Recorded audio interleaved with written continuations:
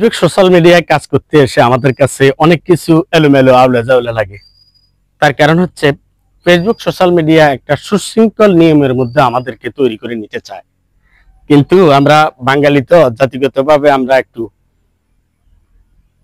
বিশৃঙ্খলে বলবো, কারণ আমরা শৃঙ্খলা বোধে আমরা এখনো 16 আনা পূর্ণ হয়নি, আমরা আমাদের মধ্যে শৃঙ্খলা কম।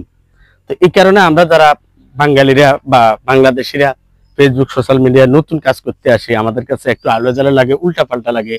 আরে বাপরে, ফেসবুকের কত নিয়ম, এত নিয়ম কিভাবে মানবো? আসলে আপনি যদি ভালোভাবে চিন্তা করে দেখেন, ফেসবুকের এই নিয়মগুলো অত্যন্ত সুন্দর এবং সুচারু।